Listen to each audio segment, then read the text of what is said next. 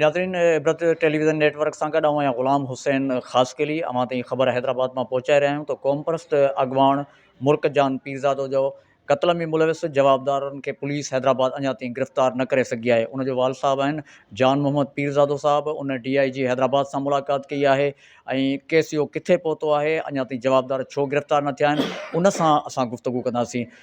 जी जान मोहम्मद पीरज़ादो साहब, इहो ॿुधाइजो त मुर्क जो केस जेको आहे उहो किथे पहुतो? जी साईं, महिरबानी तव्हांजी। क़ुर्ब अॼु 28 ॾींहं थियो आहे। कल्ह असांजी DIG साहब सां मुलाक़ात थी आहे। मुंहिंजे ख़्याल में 15 तारीख़ जो वाक़ियो आहे, जेका FIR तक़रीबन 10 ॾींहं लेट सां FIR दर्ज थी। SSP साहब त असां खां इहा मोहलत वरिती त आउं जवाबदार वठी वठां। नतीजो इहो थियो जो माना उन मोहलत खां पोइ हुन इंटीरियम बेल वञी खणायो जेको सखर हाई कोर्ट मां। उन खां पोइ हींअर प्रोटेक्शन हिन में प्रोटेक्शन हुतां खणाई, हितां इंटीरियम बेल में हैदराबाद में आहे। अञा ताईं पुलिस हिकिड़ो पॾु बि न चोरियो आहे। इन मुतलिक़ कल्ह असांजी DIG साहब सां मुलाक़ात थी। उन आयो खे घुरायो ऐं नतीजो इहो थियो जो आयो जेको SHO नसीम नगर आहे वहीद पंवर, उहो पहुतो ई कोन को।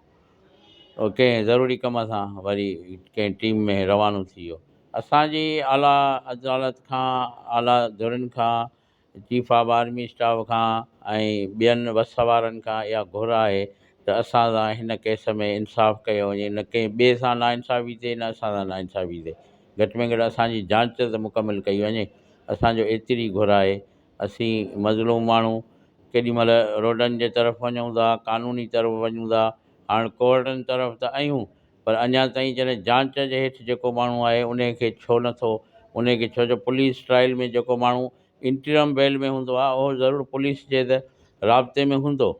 उन खां अॼु ॾींहं ताईं हिकु पन्नू बि पुलिस असांजे इन केस में असां इंसाफ़ कयो वञे। महिरबानी। जी नाज़रीन, असां गुफ्तगू कई क़ौम परस्त अॻवान मुर्क जान पीरज़ादो जे वाल साहब जान मोहम्मद पीरज़ादे साहब सां। हुनजो चवणु आहे त अञा ताईं पुलिस जेको आहे इन केस में साणनि इंसाफ़ न कयो आहे ऐं हैदराबाद पुलिस जेको आहे जवाबदार खे गिरफ़्तार न कयो आहे। हाणे ख़बर पई आहे त हुन हिफ़ाज़ती ज़मानत जेको आहे सखर जे कंहिं अदालत में कई आहे। हिन जे वाल साहब जो चवणु आहे त साणसि इंसाफ़ कयो वञे। हिन आला अख़्तियारनि खे, supreme court of Pakistan J chief justice खे, सिंध हाई कोर्ट जे चीफ जस्टिस खे, DIG हैदराबाद खे, SSP हैदराबाद खे ऐं ॿिया जेके इंसानी हक़नि जा इदारा आहिनि उन्हनि खे हिन जेको आहे अपील कई आहे त साणसि जेको आहे संदसि न्याणी जेका आहे, न रुॻो न्याणी पर सिंध जे क़ौम परस्त अॻवान जेका आहे मीर मुर्क जान पीरज़ादो, उन जे केस में साणसि इंसाफ़ कयो वञे। वधीक ख़बरुनि ॾिसण लाइ ॾिसंदा रहो इबरत टेलीविज़न नेटवर्क।